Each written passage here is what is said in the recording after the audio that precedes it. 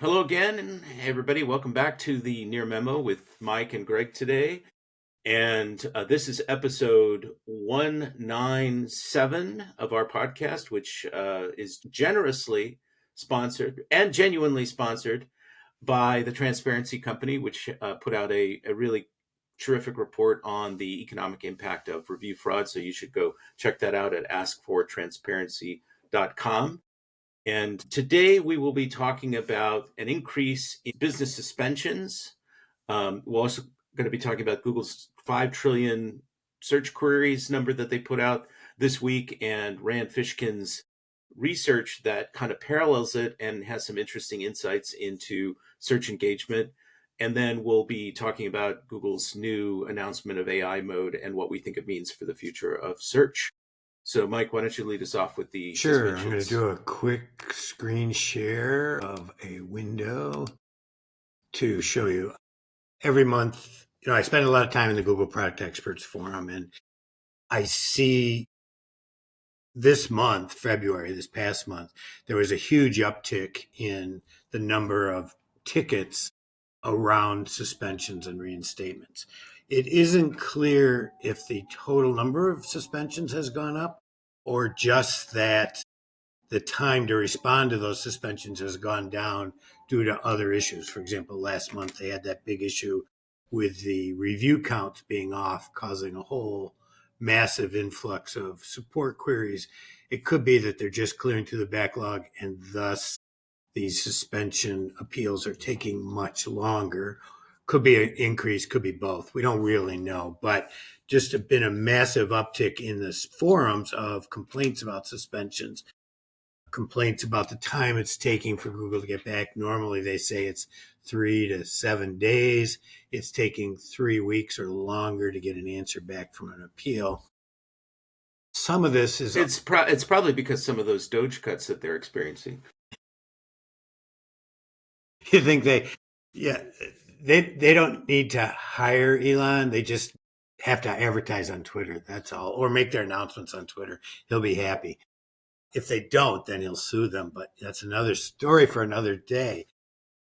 So, anyways, we saw a big increase, and interestingly, this is sort of sequentially related to Google formally rolling out their new one appeal and done uh, process where a business only gets 2 cracks at an unsuspension and a reinstatement where they file an appeal. If it gets rejected, they can file one other appeal. They only have 60 minutes to get all the documents in.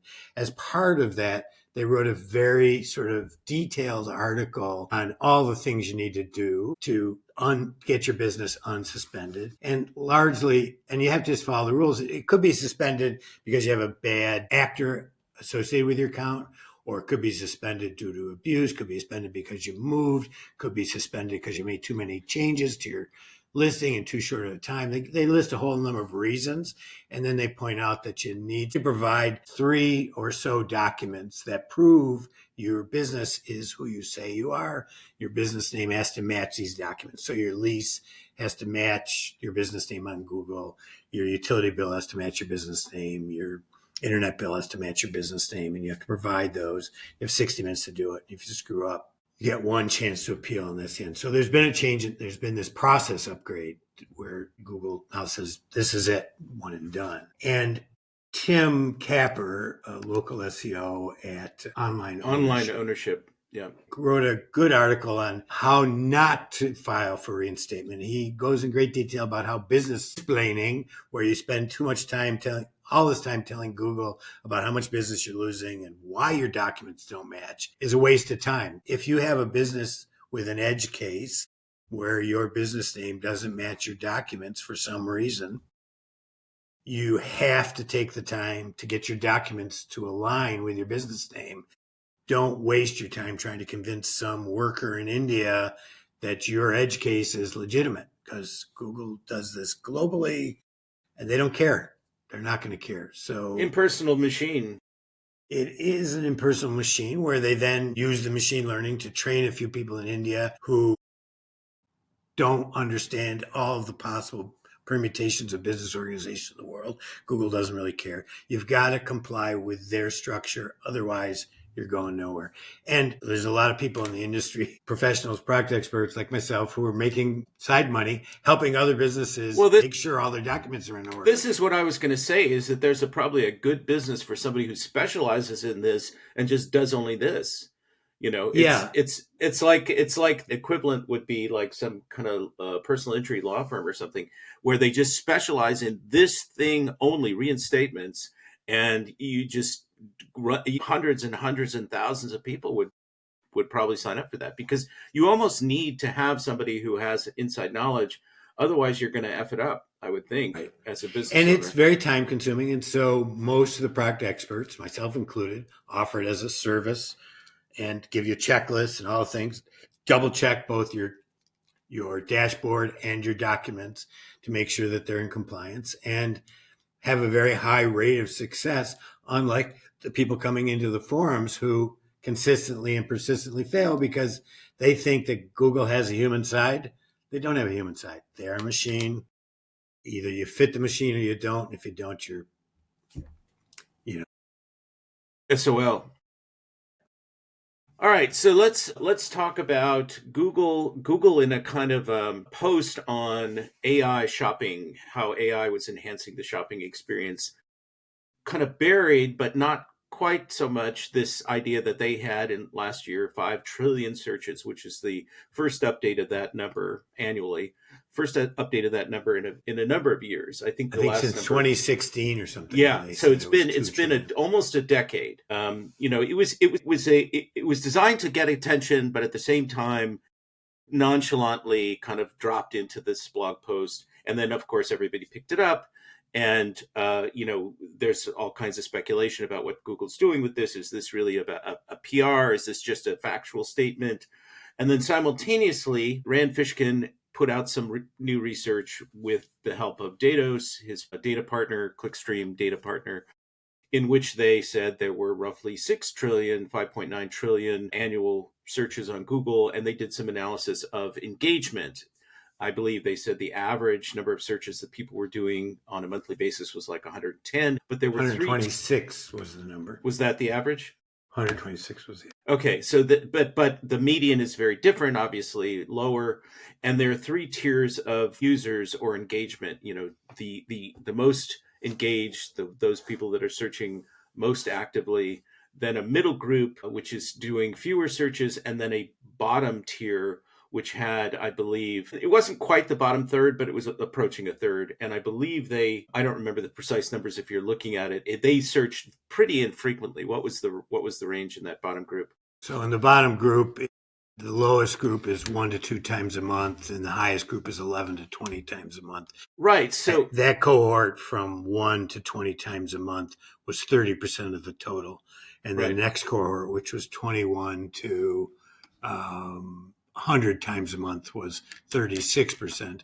And then the massive number of searches done by the people who did between 100 and 1,000 Right. plus a month was another 34%.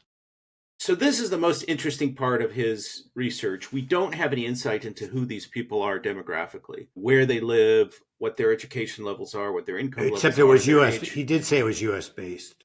Yes. So it is a more affluent set of searchers than people in a developing country, for example. Yes, it's a US based sample, but we really don't know anything beyond that.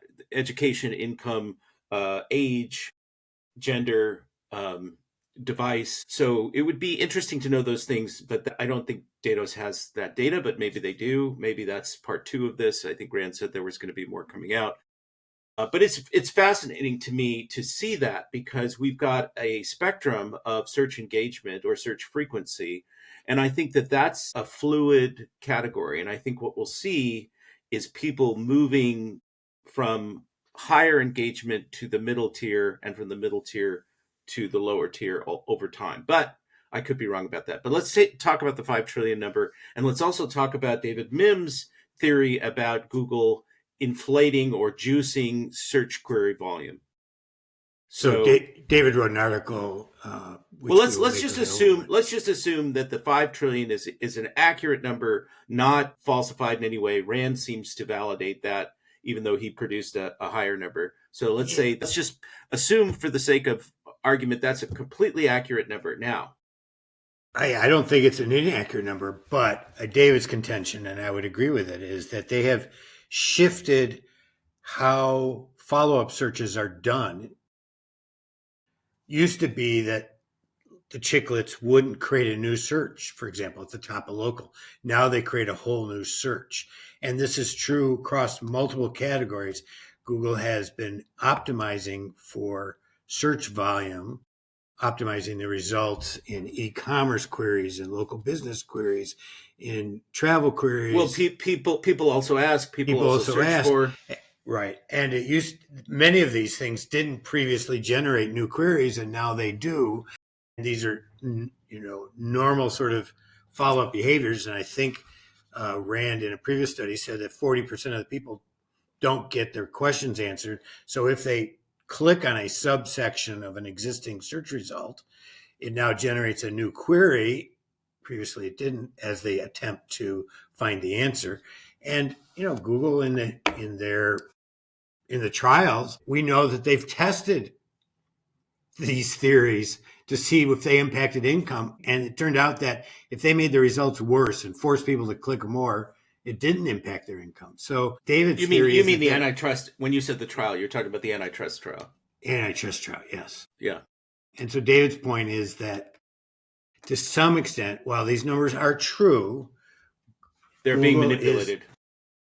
changing how they deliver results to increase this number so that they can show continual increase in search queries, which, by the way, also tends to Generates increase ads. Yeah, their ad volume. Right. And right. this has been going on More for a ad long time. impressions, more potential Right. opportunities to click on ads. And that doesn't deny the fact that 5 trillion, even if it's cut by a third because of Google's manipulation of URLs, still a big number, you know. Well, it's not so much the so two responses to that. There was a number floating around yesterday on LinkedIn. I think Rand generated it that ChatGPT had 3 billion prompts, search-like prompts a month. Sam Altman said at a New York Times conference in December that they were seeing 1 billion messages a day. And I presume a message is some sort of interaction. But he also said that not all of those were search like. And so Rand generated this number by, using that language to ascertain how many were comparable to search queries, which is 3 billion a month. And so the idea is that Google is kind of trying to smack down all these growth projections and all the growth discussion around ChatGPT. ChatGPT is growing, sure, but we are gargantuan by comparison, and nothing has impacted us. We're untouched. Our business remains unscathed by the development of AI, which we know is not true. But I think that there's a PR story that Google is telling here. In a way, it doesn't matter whether it's 4 trillion or 5 trillion or 6 trillion or 2.5 trillion. It's that they need to continue to show growth. This is just like the stock market, quarter over quarter. They need to show growth, not necessarily any absolute numbers. They have to keep showing momentum and growth, because the minute that anything looks like Google's growth has been disrupted or interrupted or impacted adversely, investors will get very nervous, and the stock will suffer. So they have to keep telling a growth story, both in terms of revenue, ad revenue, and other revenue, and in terms of user engagement and query volume. But by the same token, what's kind of inexplicable and interesting to me is that we now have maybe 10 or 12 consumer surveys from different sources, including one that I've done in the market, that say people are shifting some of their behavior away from Google to AI. And that's an oversimplification, but there's enough evidence from these surveys, and Rand discounts surveys by saying that people will say all kinds of things in surveys, but I don't completely discount them. There's sometimes a aspirational quality to surveys, or their behavior doesn't match what they say in the survey exactly. But there's enough of these surveys over the period of the last year that say directionally the same thing to suggest that Google is not completely untouched, and people, different segments in particular, are embracing alternatives to Google. Now, it may But operate at Google, a one of very the I would position this in contrast to in that Google, this is the beginning of the AI growth curve, and Google is developing products very quickly. They rolled out Gemini 2.0 on the phone several weeks ago, and it is a massive upgrade from what they previously had. And I've started using it, right? So even, I mean, if people are saying they're using AI, Google is inserting themselves in that AI yes, of process course, with right. constantly updated products that are getting better very quickly. They're trying to retain users. They're trying to preempt defections to ChatGPT or somebody else and retain users by integrating AI overviews and soon AI mode into their search experience. Right? It's like you don't have to go to ChatGPT to get AI. You can get that from us. And And you can experience that in Gemini in the app. And what I experienced in the app was a very sophisticated multi-step response to a multi-step problem in local that it couldn't do a month ago or 2 months ago. ChatGPT did a similarly impressive response, but if Google delivers that response in the search results and people don't need to go to ChatGPT, even if it's only 90% as good as ChatGPT, Google is well, going to keep the traffic, I guess is what I'm saying. so I would respond to that by saying that's probably right. I think their AI experience needs to, for the majority, just needs to be good enough. Google That's a kind enough. of a good enough. That's a moving target a little bit, but it just needs to be good enough to keep enough people in Google within Google. My experience of Gemini, I'm not quite as so. I can tell you from the survey that I did that the people that dominate Gemini usage are Android users.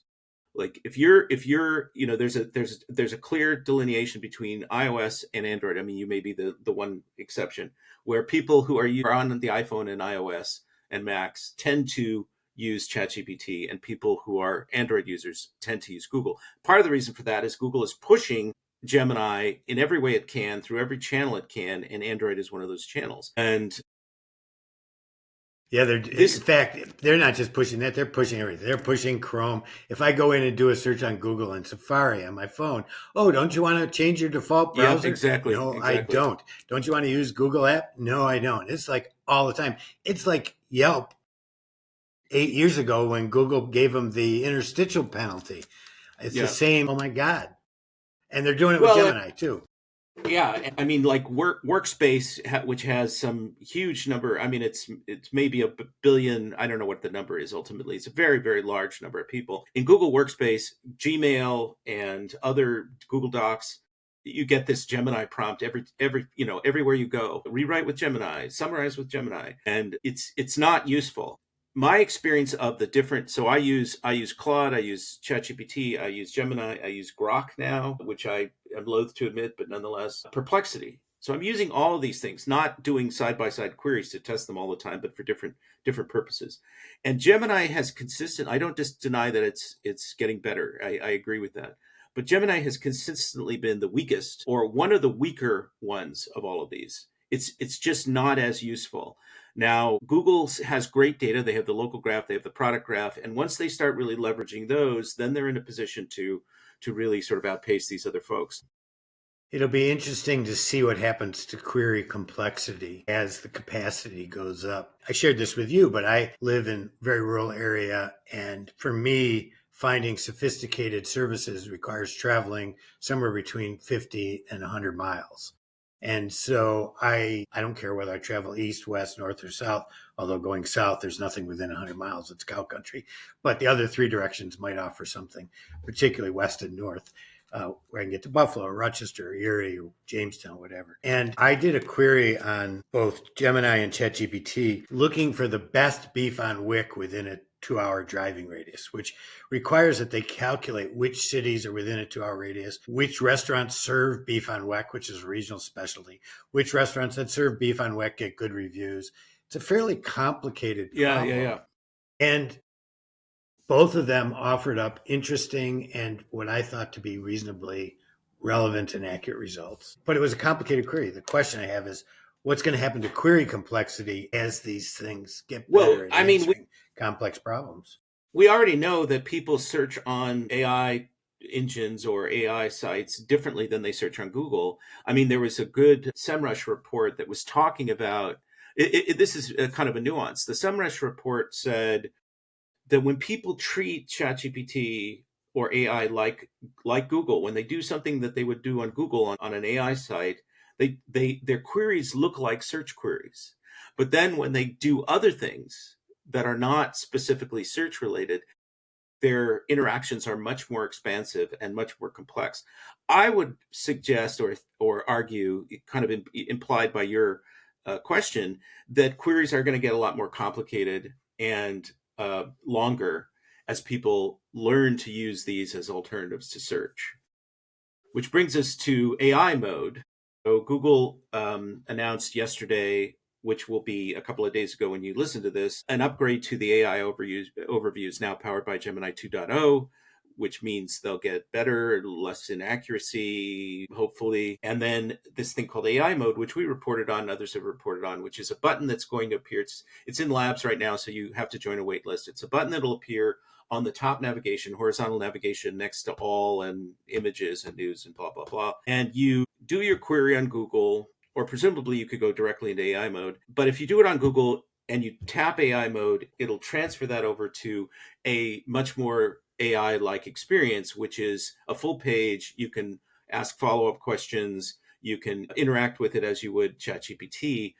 But what's interesting to me is in the blog post that announced it, they showed local results. So they were showing like a carousel of local results, and it had a kind of it wasn't simply a narrative, it wasn't simply text. It was a rich result that was pretty interesting, and presumably they'll put product results in there, and they will use some of these cards and carousels in that output. And what they're suggesting at this is that this is going to be a real blend of search and AI, different from Gemini, different from Google AI overviews. And I think what it is ultimately is a preview of the future of search. This is what Google envisions as the future of search, full stop.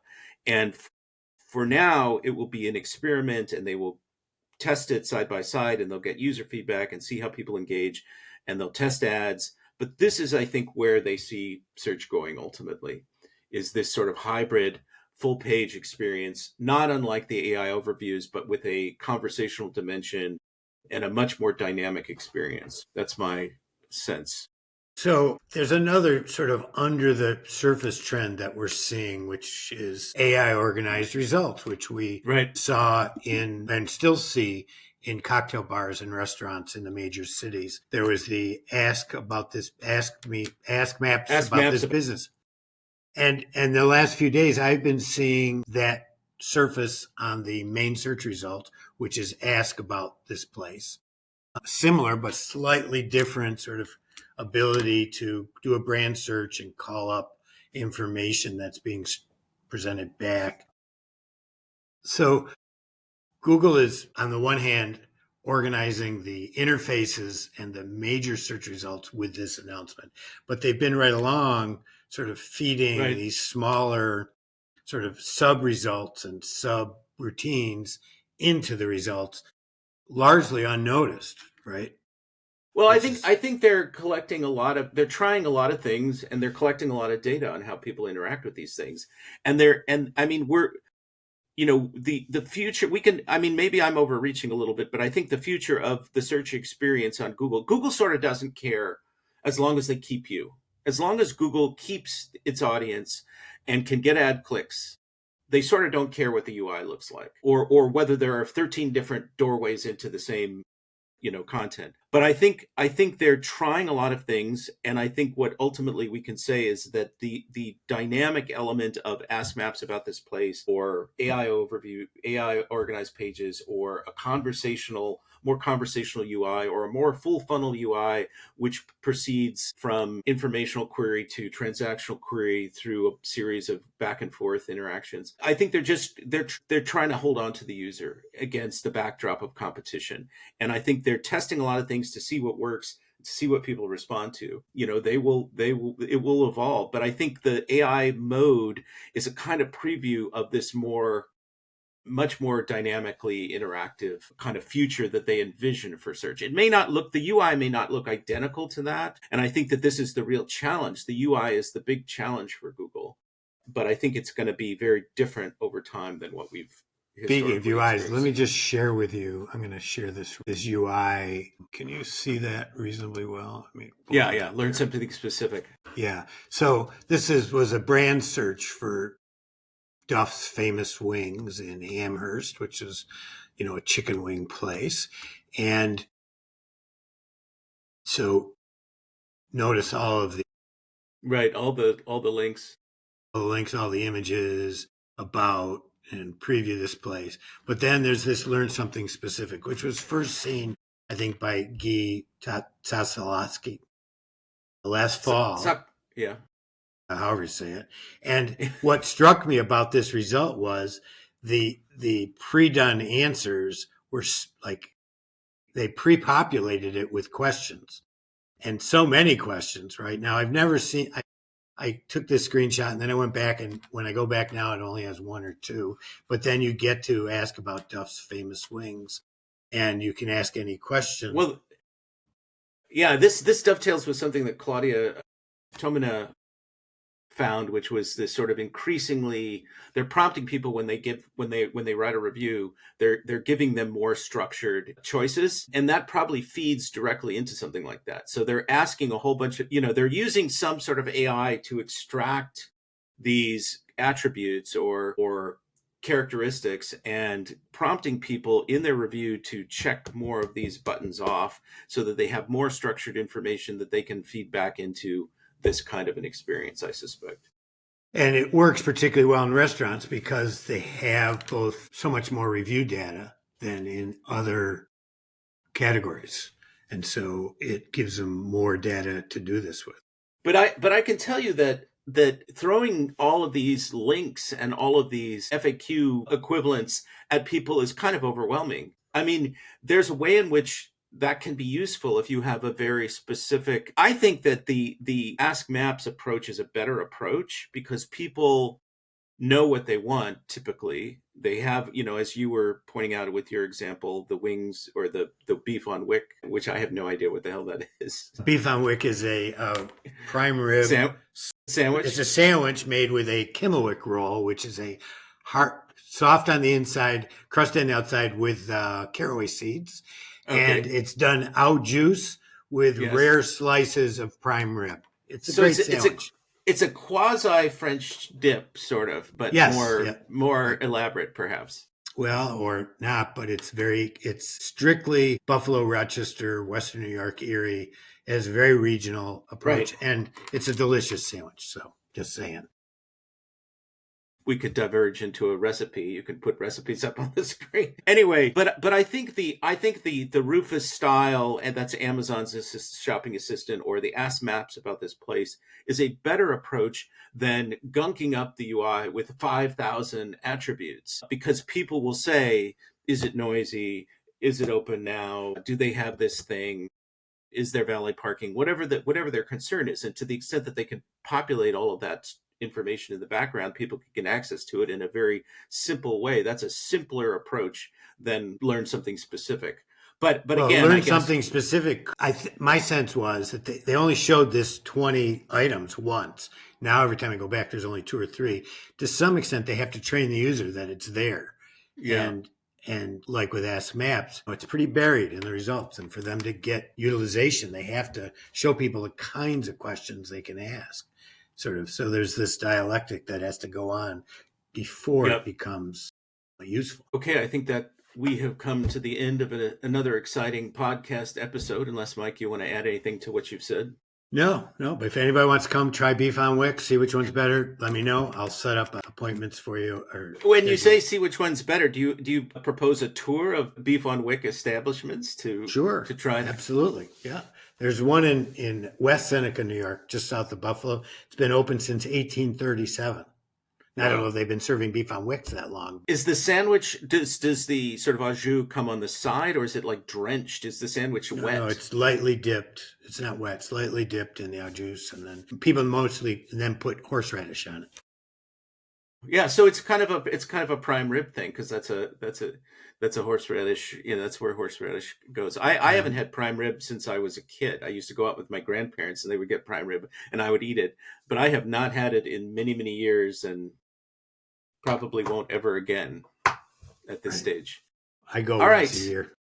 Yeah, well, that's good. Okay. Well, thank you for your time and attention. Be sure and tune in again next week. We are going to continue to have guests, and we'd love for you to subscribe to the newsletter. If you're a free subscriber, subscribe to All Access so you get much more value out of that, including our office hours, our new office hours, which is going to be a kind of survey of some of our recent research, which is often very surprising and contradicts some of the public conversation about SEO that goes on. That's coming up on the, Mike, remind me, the 19th, 14th. the 14th, next Friday, a week from this coming Friday, March 14. We're going to be doing office hours. That's for All Access subscribers. So we would encourage you to subscribe. And once again, thanks to our generous sponsor, the Transparency Company and Curtis Boyd, askfortransparency.com. So thanks for listening.